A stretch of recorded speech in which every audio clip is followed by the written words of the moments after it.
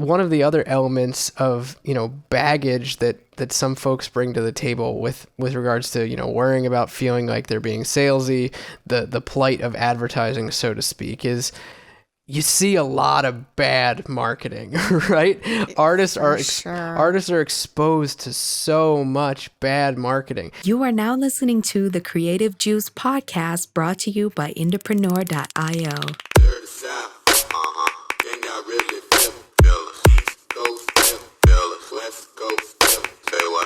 What's up, Bennies? Welcome back to Creative Juice. I am Corrin Campbell, your co-host, and with me, as always, is Jack McCarthy. How you doing today, Jack?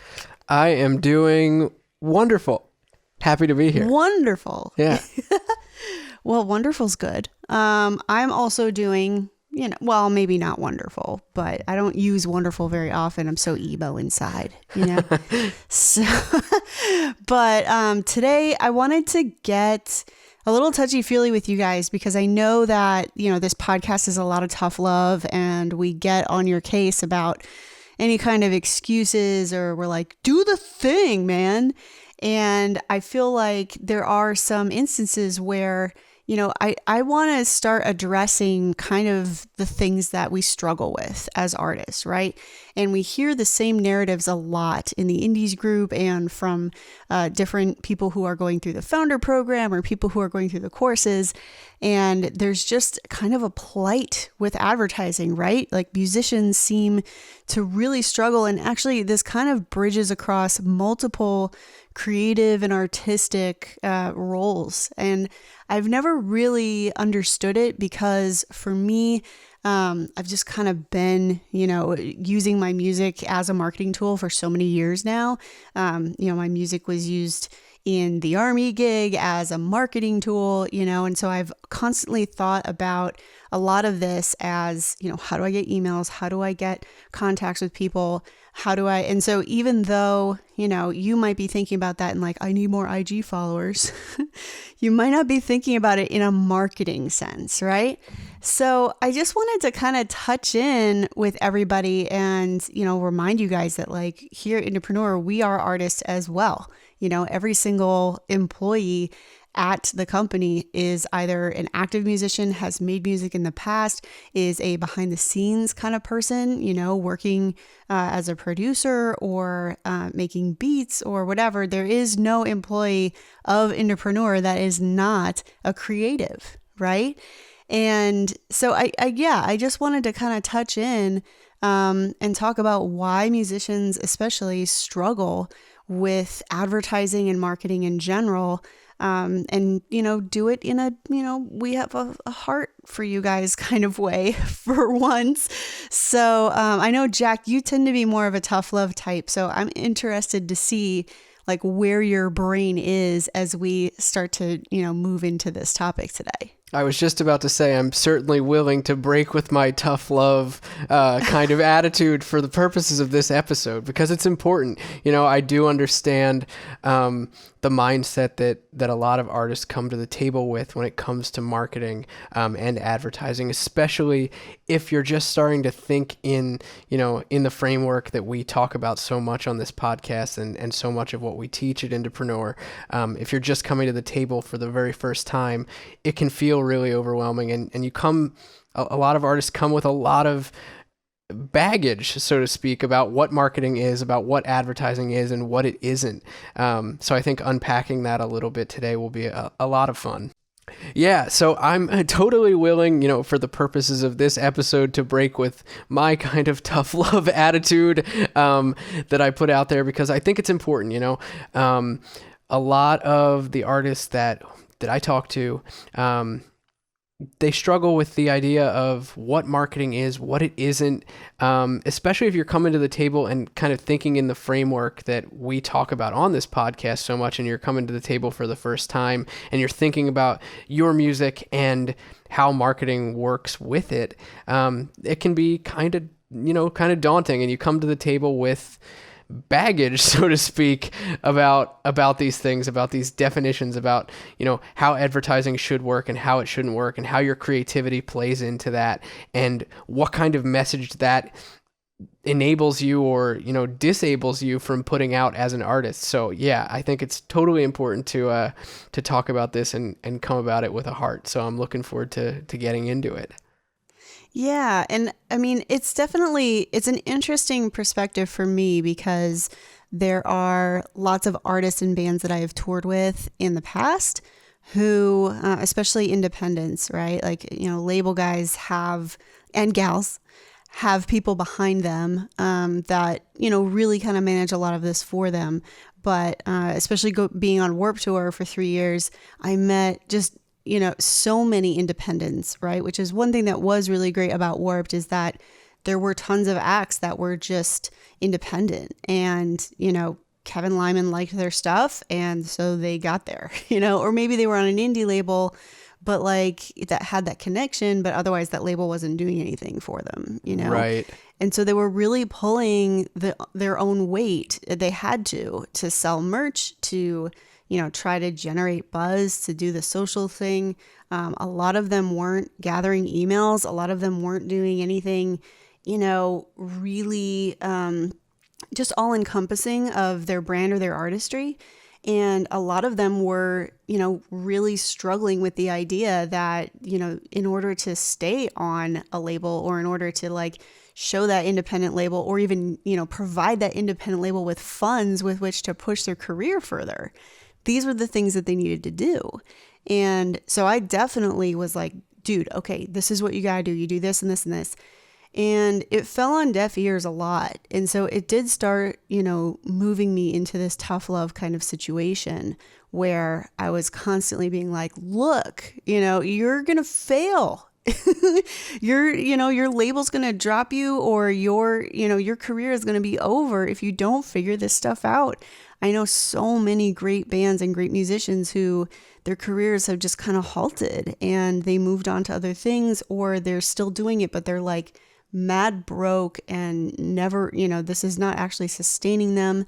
And it just, it turned from my heart being broken for them to, to basically being hardcore and being like, do the thing. Like I was shaking them. You know what I mean?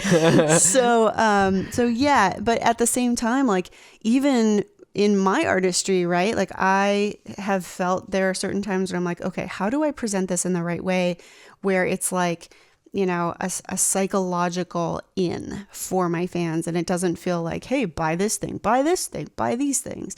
So, that's kind of the perspective that I'm coming from, right? Which is that, the combination of the indies community plus my experience with artists over the years, I've really been able to see the ones that are incorporating these kinds of things in a very natural, organic way, and the people who are forcing it or feeling like they can't force it and can't be salesy.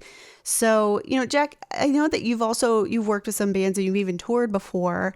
Can you think, like, with your exposure to bands in the past, like, did you feel like they were struggling with it or they were winning at it? And if they were struggling, like, what was hard for them about it? Yeah, that's a really good question. It's interesting. My experience kind of comes from a few different angles. The scene that I came up in, starting out as a musician and playing in bands, was not unlike the Warped Tour scene. While I didn't play on Warped Tour, most of the bands that I was playing in were bands that were aspiring to be on the Warped Tour. Right. And so in the smaller local communities and, the regional touring bands that I worked with and was a part of, it was really, really interesting to see the ones that really stood out were the ones that were willing to, and when I say stood out, the ones that they stood out and then they succeeded because of that were the ones that really took things into their own hands and were willing to get into the weeds with all aspects of what it meant to be in a band, to be an artist, especially, how they marketed themselves, even down to the smallest things like how they marketed their shows and made it into something more of an event rather than just, come out to see a bunch of bands on a bill that you don't know, branding their shows around things like specific local holidays, or, somebody's going away party or something like that. Like those are just like little examples that come to mind of some of my earlier experiences of witnessing how some artists kind of rose above the rest in the scene that I came from. And then that bled into a lot of the work that I did as a producer when I was working with these bands, kind of during my high school, college, and post-college days when I was working with bands in the studio. It broke my heart, and I think this is where the tough love really started to come into play, to watch artists pour their heart and soul into recording an album or an EP or whatever it might be. And their life savings. Yeah, and their money, like talk about that. Yeah, that's a whole nother thing. Watching them do that and then have the whole thing just kind of fall on its face, more so from an unwillingness to do the things that needed to be done after the record was finished. Right. And that's really where my tough love started to come in, and started to talk about marketing with artists, kind of came in there. And I saw the same sort of thing when I was on tour with bands, when I was working as like a hired gun. The artists that really rose above and were winning, for lack of a better word, were the ones that were, engaging with their fans, so to speak, not relying on a manager or like a social media person to do the work for them. So kind of those combined experiences brought me to a place where it was like, all right, like I'm going to tell it how it is. And like, you're either going to like it and you're going to go with it and try it and make it work for you, or you're not, and you're going to sit stagnant and then talk to me 2 years later about how you're restarting the process. Right. So that was what hardened me into my attitudes. It's difficult when you obviously have a lot of respect for someone musically, creatively, and then you just don't see them succeeding. And a lot of times it's because they're in their own way, or their label's in the way, right? There are a lot of independent labels who I'm like, I don't know if you should be in this business. Like, I don't know why you started this label. I don't know if you know what you're doing. And bands are constantly trying, and artists are trying to get signed, right? And unless it's to a major, you can't necessarily assume that the marketing is going to be there for you, right? Also, like, if you go and look at, a Facebook page or an Instagram, or, any of these kind of like social platforms, which is largely what the label is using to market these bands, this engagement is not high, right? Like that is not a discovery platform. That's not where people are going for their, source, unless it's like Rise Records, right? Like they have a pretty baller presence. Although I've definitely been on their merch store and like maybe not so much there, Yeah. But, a couple of bands, and I want to kind of talk a little bit about, the struggle with marketing is really like how to integrate a storyline and a brand that is authentic to you, right? Because if there are things that you're passionate about besides your music, especially, but including in the music production and writing, there's just so many things that you can talk about in a really organic, natural way that once you package it, right, and you are able to get people interested in it, like through a opt-in bribe, or integrating your brand really well into your merch. Once you figure out those narratives, it's amazing. Like we were saying last week, it's not that there's just organic or just advertising, right? There's really a marry between the two. And I think that's the biggest disconnect that I see in the indies community, as well as, even just bands that I'm watching. Like, their merch is not really immersive, right? So the products that they're trying to sell, which is obviously a big source of revenue for these artists, is, that's the first kicker, right? Like, and it's there. So I guess my point here is that the plight with advertising and the plight with marketing is more about the fact that the products are not there and the narratives are not there, right? Like, it's not apparent that you do anything besides make albums and perform live streams with music and, You know what I mean? Just like have that narrative of like, I am a musician, you know? And it's like, well, there's a lot of them. So what else? Yeah. What makes you you? Right, right. So, there's a few ways to brainstorm this so that you kind of get out, unstuck from the advertising if you brainstorm things about your brand that are of interest and are, Cirque has very recently on the Full Stack Creative channel, he has an IG kind of a little short video about some ways to improve your Instagram following and content, and something he talks about as a topic wheel. And that is definitely something where if you're integrating a topic wheel, it's easy to kind of get into thinking about that as a marketing thing, but really it's just helping you identify what are the things that are interesting about you that are more from a lifestyle point of view that your fans could potentially also like and want to, get your insights or know what you think about those various things outside of just the music, right? They can identify with you because a lot of your fans are not going to be musicians, right? And depending on your brand, you may have like music nerds or guitar nerds, like, gearheads that really are interested in what you're doing. But there's probably, a lot of us as musicians who don't have that kind of fan base. So there's a point where talking about the music production or the songwriting or whatever is just like, okay, and then like, what else you got for me? You know? Yeah.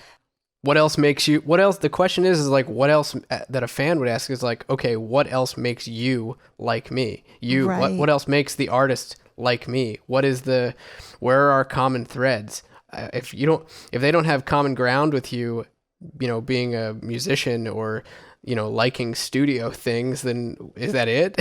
Right. That's not going to make them stick around. Yeah. And it's funny because when I talk to musicians about this, there are kind of two main avatars that I see in this. And one of them is like, studio stuff, like, fans don't care about that. Fans don't care about my gear. They don't care about the process really. Right. And so they don't value that content. And then there's the other spectrum of it where it's like, that's the only content that a musician has gathered. Is that content, and there's not much else to talk about.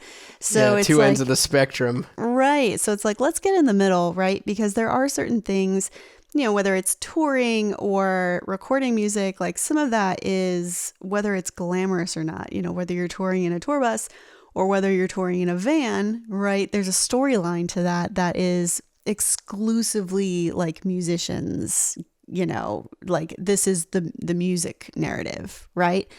It's funny because we actually had our permission founder splinter has launched, and so has our affirmation splinter. They're both running in beta right now. And something that we had the affirmation group do that actually now, looking back on permission, I'm like, ooh, I can add more things into the permission. That's why it's beta, right? It's because it's being further developed as we go. But something that has really, I think, helped them identify what other narratives or what other kinds of designs or story wraps that they can do is by going into audience insights in Business Manager and looking at the kind of affinity pages, right? So if people like you, what other things do they like? And a bunch of the artists or a bunch of the students in the class were really surprised because like they were a metal band and they had a much bigger affinity in their audience to country artists than they really expected, right? Which I thought was really funny. They're like, I don't know why there's so many country artists on here, right? We're a metal band. And it's like, well, if it's like, kind of more like bro country, right? There's a skull kind of thing, right? Like there's a biker kind of influence in Southern rock, Yeah. And there's, nobody just listens to one style of music. So you can definitely identify that stuff, and so I think it's important, and that's one thing that we're going to kind of get into is like finding the inspo for the narratives that you're talking about outside of your music by looking at other sources, even if they don't sound like you, right? Which is what we're used to talking about when it comes to a fan finder. Yeah, totally. That's such an interesting point about, using your data in a different kind of way. It's like it's almost counterintuitive Right. to use it to inform your content in that way. Speaking of permission, I was shooting a lesson last week for the upcoming permission stage training that I'm working on, and kind of interweaving stories was one of the elements that I was talking about in the lesson I was recording. And one of the things that I mentioned was like, taking stock of three different kind of prongs, so to speak, like a three-pronged fork, if you will. And the three things to kind of look at are, look at what you've done up until this point and what your fans have been exposed to. So that could be campaign elements, that could be releases, that could just be your overall branding. Look at, assets that you've got on hand, whether they're digital assets or physical assets. What do you have that you can, put in front of fans in the future when you're building a campaign? And then the third thing is looking at, like you were saying here, looking at the interest of your fans, brainstorming what are your interests that you have, and where do they overlap with potential interests that your fans might have. And that could be a variety of different things. That could be the movies that they like. That could be, like you said, if you're a metal band, maybe there's some overlap into like the country world with some of your fans that you can actually read into your data. So what my point in saying that was, it's not only something that's data driven, or that can be data driven, which is awesome, but there's also some creative brainstorming and just some general intuition. And then taking those three prongs and then using that to kind of like unravel the narratives that might be already existing for your artistry that you just can't see because you've got your blinders on. Right. Yeah. And I think that's something too that, we were talking a lot last week about, album launches, and a lot of times there are, launches that are done really well have a lot of content in them that are not just, the story behind the song, right? Or just the song, or just the song video. And some of the most, and I'm actually going to spotlight one of my founders, sorry, Emily Merrill, who she actually showed me her previous launch, which didn't, sell as much as she would have liked, right? And didn't get as many opt-ins as she would have liked. And which, I mean, that's all of us, right? Like, we're all trying to get more emails and make more sales. So that's definitely, it's not to say it didn't do well. It's just she would have, wanted more, which is all of us. But something that she did in her launch that I thought was really cool was she actually created these like adult coloring pages, right? And that's a hobby, that's a narrative, that's a storyline, right? And I realized that was something that she could have actually splintered out on its own if she was already naturally talking about that in her, just her organic content, and even her boosted organic content, like talking about mindfulness, or even if she I kind of mentioned this on the call with her, but I was like, what if you recorded like a time-lapse video of yourself, like as inspo, coloring that page, and then had your music behind it, right? She could create an entire permission campaign out of that, and it would feel so natural. It wouldn't feel like advertising marketing, right? Because it would be something that was, she had all of these pages, and it's something that she could easily be like, hey, I love this stuff and I've been talking about it. If you're interested, I actually have some custom adult coloring pages that are, really great for me when I'm practicing mindfulness or whatever it is that she's doing. And so like, that's kind of an example of how we're not marketing anymore, right? Like, we are identifying things about ourselves that are a natural conversation, and sharing that with people can be very advantageous because you don't have to feel like there's a sales conversation as much as it's like, I'm just talking about something that's interesting to me, and it's probably interesting to a portion of my crowd, right? So that's why I think it's really helpful to like look at all of these different pages and figure out what the interests are that kind of overlap with the products and brands that you like, or with other artists that you like. Because there could be something that's like oh, I never really thought about the fact that my fans really dig stuff with skulls on it. And they also love all these other things that have skulls on it. And I'm really good at drawing, the Cinco de Mayo skulls. And so I could create a whole thing around that and like sell merch around that, that has that integrated. And that's where I think it starts, moving away from thinking that you're marketing or advertising and more thinking about, I'm getting people who want to know me better and have a similar hobby or lifestyle interest that I do. And now there's something to build on that isn't like, hey, sign up for this now, da, da, da. You know what I mean? Yeah. And that's one way that you can kind of let your heart feel like, okay, I am doing something that is very true to me and is not necessarily this advertising opportunity. Yeah, for sure. I think something we've talked about on previous episodes is this idea of, if you're stuck, kind of reverse engineering the process and taking like a 30,000 foot view of yourself. And I think back to, my earliest days as a musician, even being like 10 years old and writing songs for the first time and, envisioning myself as a rock star on a stage. And I can think back to those times and those early days as a musician, as an artist, are, I think, oftentimes when you're the most creative in terms of thinking about the whole scope of like who your fans are, like, because at that point, like you're looking at your whole self and you're saying like, well, this is who I am. And like, this is the stuff that I like. And you're unashamed about it. Right. I think being able to tap back into that like youthful creative energy is a really cool way to sort of reverse engineer this. Be unashamed about yourself again. And this is kind of woo woo, so excuse me, but,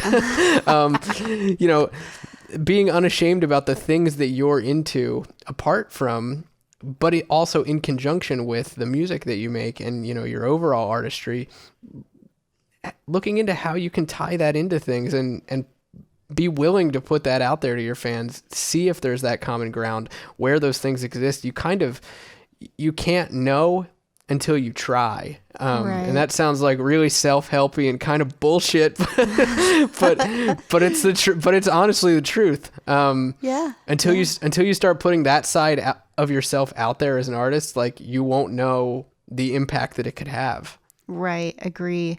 That's the thing. So I'd like to kind of point out an example of a band that I feel does this really well. And I actually toured with them on Warped Tour, I want to say 15. I'm not sure, honestly, because I did it for 3 years and they all bleed together. But it's a band called Sumo Cyco. And that's sumo. And then the second word is Cyco, spelled Cyco.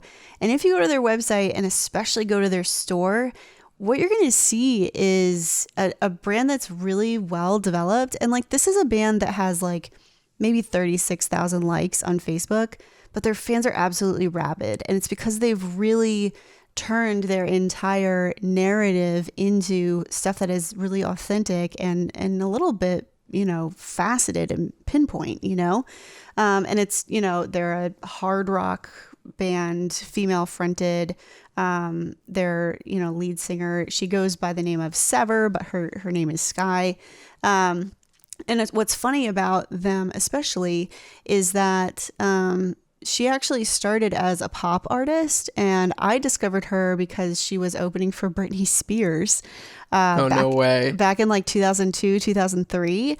And she came up in that whole like Avril Lavigne, vibe where it's like punky girls who are like over pop music with guitars. The best. Yeah. The best era. even like Pink was that gal at first, right? Until she kind of found her own voice. And that was just the time for it. It was like 2002, 2003. And so that's what Sky was doing. And, obviously if you open for Britney, you've got a label behind you. There was a marketing machine behind her. And at some point, and I don't really know the details of it, but at some point she just was like, I don't want to do that. And, now went into this band. And what's crazy about it is that you would kind of assume that an artist who came up under this label existence, and I want to guess she was like 16 or something when she was doing this.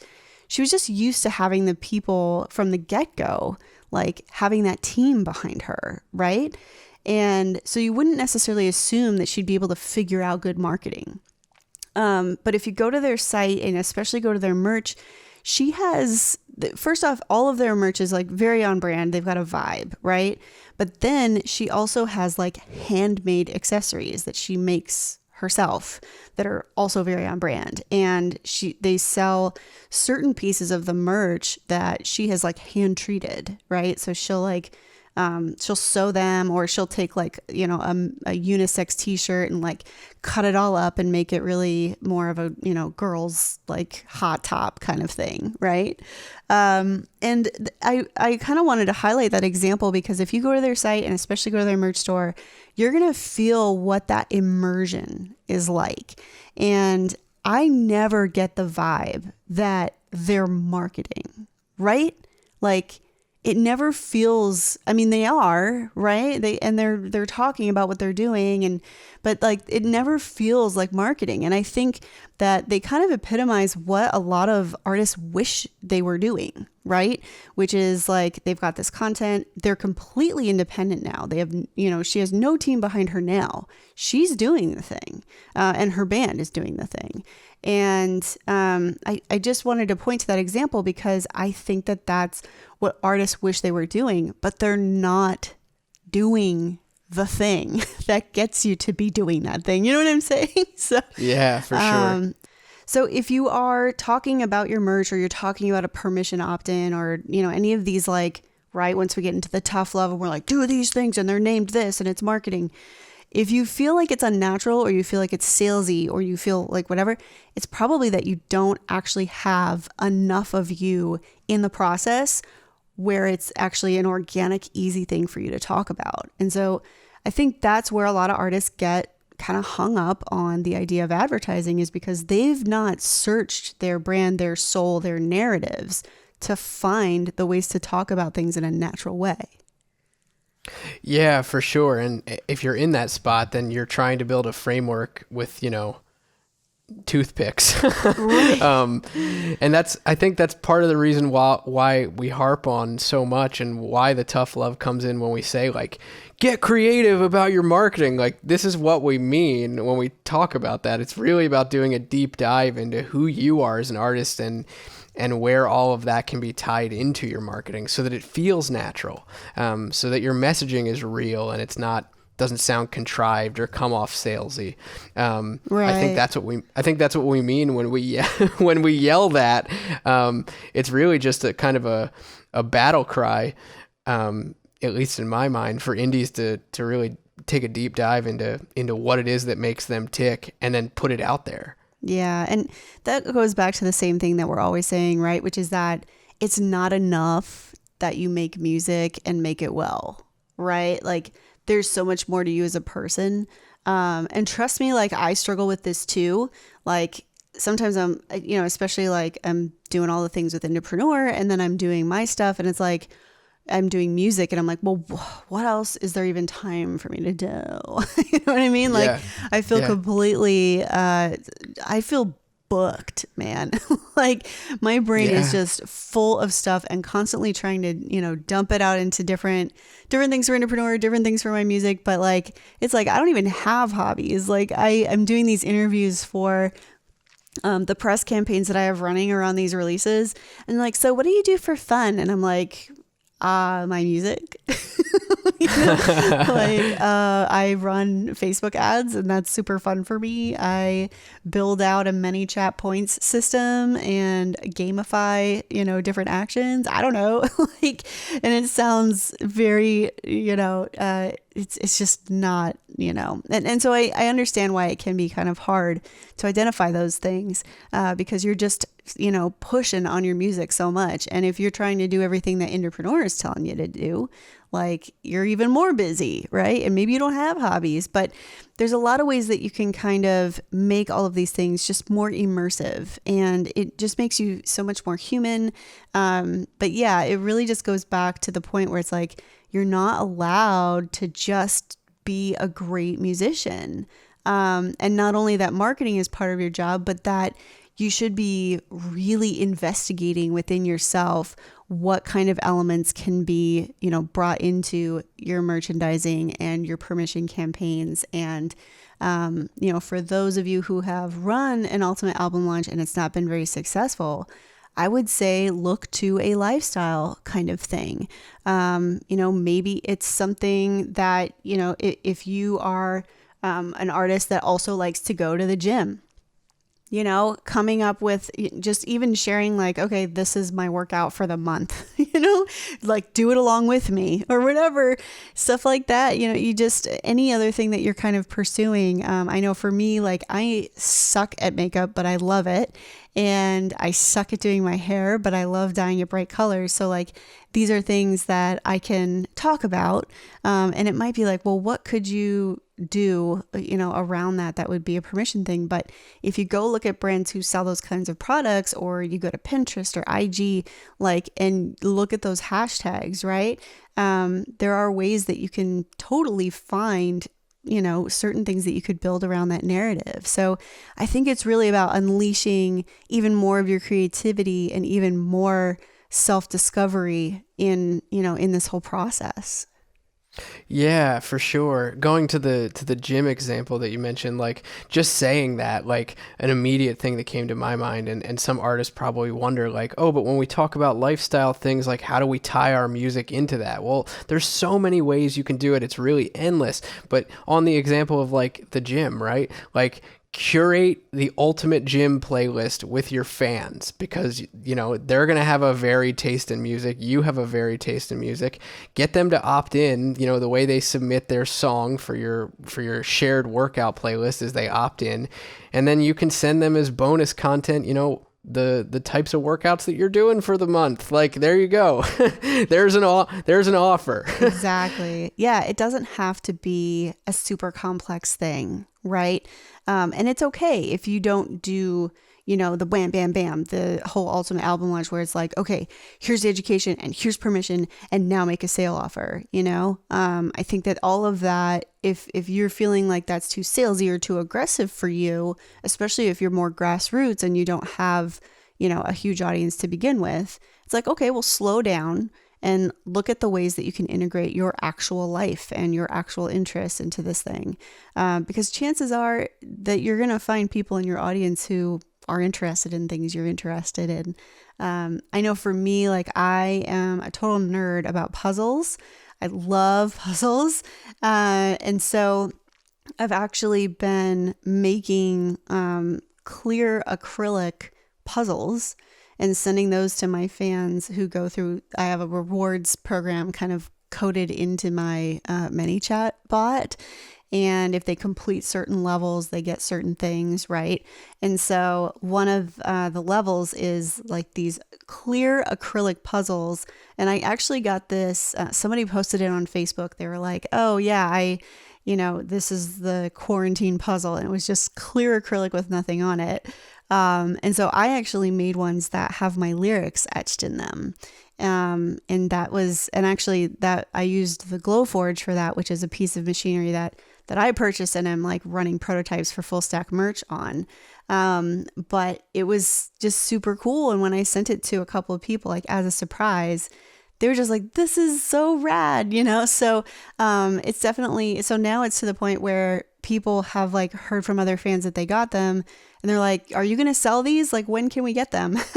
And so that's an instance where, something that was just, very interesting to me and something that I just kind of sent people for fun, for free. And, I sent mini ones, right? So they were like 4x6. They weren't like, crazy intensive. And it cost me like, for the acrylic for that probably boiled down to like $1. or, you know, maybe 2. And then the shipping for it, which I just got these little boxes for them. So it only cost me a couple of bucks. And by the time, you know, people were interested them or sharing them, others wanted to buy it. And so I kind of surveyed and I said, how much would you pay for this? Like, I don't want to charge you too much, but I also, you know, need to make up for my costs or whatever. And, you know, they said they would pay $15 for it. So the margin on that is insane, right? So then if I launch it, if most people say 15 and then I launch it at 10, because that's still a great margin for me, like, you know what I'm saying? Like, that would just happen totally organically and was completely driven by the fans and my interests. And it's not heavy. It's not salesy. You know, I was giving them something that they wanted. It's so cool. Like, that's really where like the whole scope of your marketing, you know, informs each and every step. Right. You know, from, you know, that's like the education stage, the nurturing stage of the buddy system, where people are up in your reward system in ManyChat, and then that's informing, you know, it's creating a feedback loop. People are sharing what they got from you just from taking part in that, and they're sharing that with other fans who are then getting excited and wanting to buy it. Like, it's really cool. It's flexing all the muscles there. And all because you were willing to, you know, go out on a limb and be like, yeah, I'm a nerd with puzzles. Yeah, exactly. Well, and I think, and you know, I mainly do digital puzzles, right? Yeah. So those are even easier. But if you're interested in, you know, learning a little bit about, and I just very lightly touched on it on Corrin's Corner episode 8, if you want to check out this like ManyChat reward program I did. But for level 2, one of the, for the completion of level 2, they got this puzzle. And for completion of level 2, when I sent that puzzle, I was like, okay, now level 3, right? Which is, you know, you've now graduated into next one. The first thing is to post a photo of, you know, you doing this puzzle, or, you know, showing off the puzzle, or whatever it is, like something about you and this puzzle, tag me in it, and you'll get, you know, the next 3 points, the first 3 points of level 3. So it was a really natural, organic thing to do, right? They got something free. They were going to get, you know, earn points to get another something free, you know, by sharing it. And that's what created the demand for it. So I think if you can find things like that, you know, obviously, you know, check out that reward program if that's something that you think is fun, right? I don't put any of it behind a paywall, right? None of it is for, it's not like a loyalty program where they get points for buying, right? It's literally like, you know, go follow me on IG, or give me your like sign up for texts, or, you know, do these various things, post you know, share this to your story, the Spotify track to your story, or, you know, stuff like that that's free to do. So yeah, I think that is stuff that is really fun and a totally natural process and doesn't feel like marketing. And you know, I think if you can develop more of that, you won't struggle with feeling salesy or uncomfortable with your offers. Yeah, and along with that, I think one of the other elements of, you know, baggage that some folks bring to the table with regards to, you know, worrying about feeling like they're being salesy, the plight of advertising, so to speak, is you see a lot of bad marketing, right? Artists are exposed to so much bad marketing. How many? Oh my gosh, the Spotify growth machine. Ugh. And like everybody in the world is trying to sell you some, you know, $29, $37, $95 training. Yeah. It's like, get your numbers up. It's like all these gurus. Like, if you're an independent musician, these guys are looking for you, right? Including us. We're looking for you, you know, but we're hopefully selling you something that has a little bit more value and isn't giving you the heebie-jeebies when you watch them. Yeah, you know, or like referencing these awkward times, or these, you know, these uncertain times, right? Oh, please don't do that in your ads. Yeah. But yeah, I mean, if you're a musician, you're getting a crap ton of this all the time. Yeah, and not only being marketed to, but you're also, you know, you're exposed to a lot of bad marketing that other artists and labels and managers are doing towards their fans, fan-facing stuff. For sure. It's hard to find inspo. Yeah, how many Facebook ads do you get hit with that have the words "out now" in them from a band that you've never heard of before? It makes me makes me want to roll over and just stop. Cringeworthy. Yeah, it's just bad. So like, it's understandable that you might come to the table when the word marketing is brought up and say like, I don't want to do that. I know what people do when they do that and it looks awful. Well, yeah, a lot of the time it does. So, what we're calling people to is to be better, to be actual marketers. Yeah. I think by the time that this episode goes live, Jesse, Basic Printer, will have launched his ads for a special product a limited edition product he's coming out with. And in his PD, we were brainstorming a really cool, I know this is like not helpful because I'm not actually giving you any details, but we like brainstormed a really cool video that was like showing off this product in a really fun way that like didn't really have a call to action in it at all. He'll probably run both versions. He'll probably run one that has like the, this is what it is and here's the features of it over the cool video that he made. And then he'll probably just run the cool video. And it's so on brand and it's, very much him having fun with this product, right? I know in the past, like when I've advertised or not advertised, but when I've had t-shirts on my store, I've got this like picture of me like snuggling up on it, like the Bounty bear or whatever. Is that Bounty that has that like really soft teddy bear that, do you know what I'm talking about? I don't know. I don't know if it's Bounty, but I know, it's Charmin, the Charmin bears. Yeah. No, not the toilet paper bears. No, this is for fabric softener. I have no idea. Oh, okay. Well, I think it's kind of a 90s reference because I don't know if they really use him to advertise anymore. But like when I was a kid, I would see these ads and like he's like snuggling up to something, right? And he's doing that to show how soft the clothes are. And that's something that, you guys have heard me talk about it before. I'm always like, I love, for my merch to be super soft and like something you're going to wear forever and ever. And so I have used pictures of myself like snuggling up on my merch, with obviously the merch kind of showcased as a tongue-in-cheek kind of joke, right? Like it's not meant to be serious, but there's a lot of ways that you can just make it fun and pithy or on brand so that it's not uncomfortable. But yeah, I think it's so easy to see, especially these like gurus, which I can't tell you how many ads I get for small business or marketing or music marketing. And I'm just like, gosh, this comes off so slimy. And to not let that feel like it's going to imprint upon you, right? And not feel like you're going to be that guy now.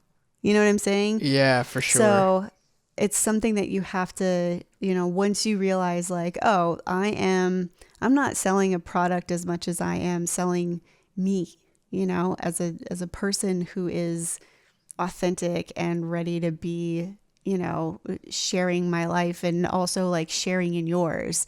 I think once you find more ways to do that, you can really just, start to get past that hurdle. Yeah, 100%. I think one of the things that I hear a phrase that I hear artists, musicians throw around is my music speaks for itself. And I just want to, just to add in just a tinge of tough love here, I just want to go on record and say, no, it doesn't. It does not. You have to do the work. So on that note, just based on everything that we talked about here, Corrin, if you were talking with an artist who came to you and, they were diving into marketing for the first time and they had this question, or maybe not for the first time, and they were really just trying to get into it here. If you had a few points of advice to give to them about, this marrying of branding and marketing, and a couple like starting points that they could look at, what would you suggest? Well, I think that there's a couple of ways to go about it, right? There's definitely, your music is always a narrative, and you shouldn't feel afraid to have that as part of your narrative, whether it's the production, if your audience is like kind of techie, like sharing this stuff that is in your tech stack, right? And being like, oh my gosh, I linked this up to this. Like, you may have fans that are like interested in how you put your website together, stuff like that. But, something that is about your music career, right? Including the music. Also, another thing is like your own personal style. Like, how do you dress, right? Do you dress differently for a photo shoot than you do in real life, right? Maybe you shouldn't. Like, maybe you should just be like, nah, like I have my pajamas and then I wear this. And that's how I market myself, Yeah. Really just being okay with, I mean, how many times have I seen, Andrew from Jack's Mannequin on stage in jeans and chucks, you know what I mean? Like, that's who he is. That's a part of it. So, I think that you can get really stuck on feeling like you have to have this really like alter ego, right? And that can make it more difficult for you to find your sense of self in your, organic marketing as well as your paid advertising.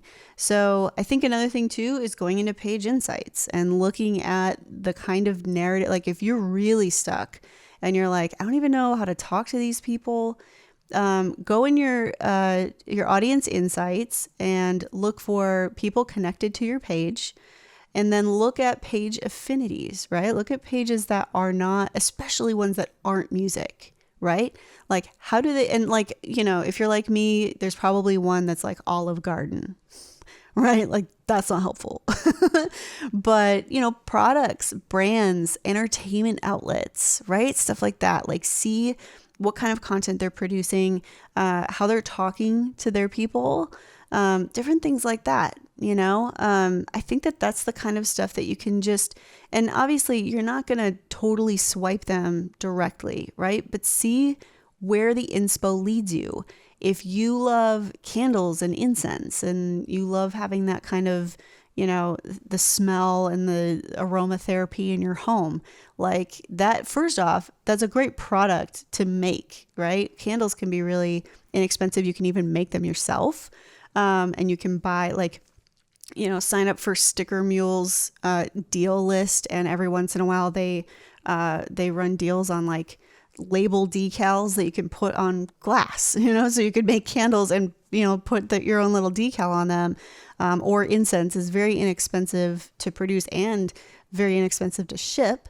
You could just brand it yourself or whatever. And like go to a Pinterest board that's about aromatherapy and like see if any of that interests you, right? Like, there's just so many different things that, you can swipe from other brands, but also have it be distinctly you and true to you.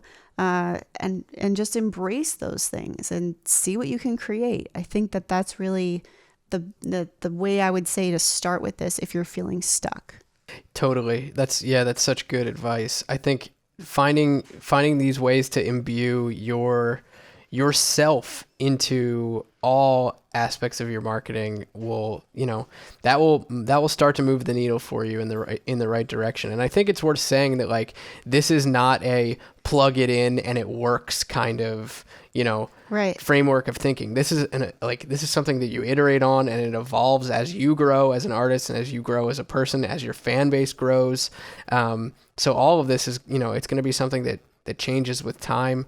I wanted to bring up an example that I saw recently. I saw an artist who apparently he really loves hot sauce, and one of his like main kind of pillar content pieces that I found on his Instagram were like little clips of him playing, and then he what he would do is he would take like a taste of hot sauce and then play, and he would do that, and he would do that for like all different kinds of hot sauces and stuff like that. And I just thought that was so creative and just kind of neat. And I'm like a hot sauce guy, like not saying that I'm like a connoisseur of any kind, but like I like hot sauce. And so like it struck a chord with me and I remembered it. That's the kind of thing that you want to put in there. It's funny you say that because Sticker Mule that I just mentioned with the decals, they actually sell hot sauce, like randomly. I love Sticker Mule, so shout out to Sticker Mule. They're a great company. Yeah, I love their stuff. And I like the deals that they run on a weekly basis. Like I know I've mentioned it before, but I take them up on almost every single one, right? They'll run a deal that is like, 75% off a short run, like, just 50 of an item. And if you're a grassroots artist, like 50 is great. Yeah, right. Totally. You get all kinds of free things that you can put in your package. Is just like, increasing the customer experience. There's all kinds of stuff like that. So I definitely think that, you can sign up and, get some cool stuff there. Also for hot sauce, like, for example, like a creative idea could be, you can buy, this is something that in Army MREs, which are meals ready to eat, which are these, if you're not familiar, they're these packaged meals that there's like entrees in them, and you can like put them in, they basically like you put this little water activated heater in them and it heats them up or whatever. And it's like stuff that it's like astronaut food kind of, except not freeze dried. But it's all like heavily packed. And something that always came in them were these little bottles of Tabasco, right? And so one time I was looking that up just for fun. I'm not like a huge Tabasco person, but I know that there are artists who are. I've actually seen like artists talk about hot sauce a lot, because when you're on the road, you're exposed to a lot of bland food, and so like adding some flair to it is really something that I think a lot of bands and artists are looking for on the road. And so they would have like, you could sell these little Tabasco things. You can order them in bulk and then like shove them in a package just to, be tongue in cheek a little bit. Like Sweetwater, they put candy in every single package because they're called Sweetwater, right? And so that's kind of their thing, which I always love when I get something from them and I'm like, there's a Tootsie Roll. Like I'm just like really excited about it. Yeah, they really work that angle. It's great. I know. So there's little things like that, right? You could even just make something up, right? Say you're looking online and you find something that is, you can get lots of little something that is something that actually is of interest to you. You don't even have to have people already know it's a thing. Just start putting it in your packages and people will be like, what's the story behind this? You know what I mean? Yeah. And that's something that you can just create it. So I think that, those are the things that are valuable, easy to just kind of pick something and start a storyline with people if you haven't started one already. Yeah, that's such a good point. I think like when you just commit to something, even if it's something small, like you said, just pick something and maybe send that with, your merch packages for the next few months. That's the kind of thing where if you just do it off the cuff and, you make a decision like, hey, this is something that's cool to me. Like I'm going to send it to my fans and see what happens. Then that's the kind of thing where you're kind of building your tribe, so to speak. They're going to catch on to the thing that you're doing and be like, oh, this is a thing that we do together. Oh, this is neat. And all of a sudden the narrative creates itself. Yeah, for sure. Like if I were to do something on brand for me that was a surprise, I would get those little Halloween packs of Swedish fish, because I'm obsessed with Swedish fish. It is, I don't know why, it just like, there's something about Swedish fish for me, man. And I could probably make videos about it, like little fish like swimming through the ocean and I'm in an aquarium and they're around me or whatever. And like, there's just so many things that could be creative about that, right? And then putting a pack of Swedish fish, and I'll probably get one angry email from like a diabetic fan who's like, I can't believe you're putting sugar. But like, there's a point where you can't please everyone. But yeah, I think that's, I would love to see an artist kind of embrace that. So the bottom line to all of this is that there are ways that you can develop storylines, develop narratives. You can present them as something that you're doing and tell people about it, or you can do it organically. I have the shipping address for all my customers, but I also have mailing addresses for a ton of fans that have never purchased anything. And so, maybe you make an investment of $50 and send out a fun surprise to people. If you have something like ManyChat or something else that's collecting these mailing addresses so that you can send out little things, people will give you their info. And really all it's doing is enabling you to bring more value to your relationship with them. So I would recommend brainstorming some things about how you can do that, because that is where the advertising and the marketing starts to feel less mechanical, starts to feel less salesy, and is really authentic to you. And that's where you will get comfortable with all of this stuff. Totally. And this is where it becomes fun. This is where it becomes something that you want to do and not something that you feel like you have to do. Right. Yeah. And that is the key to making this all viable. So that's it. We are at almost an hour even, Indies, but we would love to hear about what you are doing creatively. We are on Instagram, obviously, Twitter and Facebook, or you can email indies@indepreneur.io. Share some of the things that you've done. This is a call to action. Develop something, make something cool for your brand, and share it with us, because we'd love to share it with others and just to see what you're doing. So next week, we're going to be not another podcast about live streaming, right?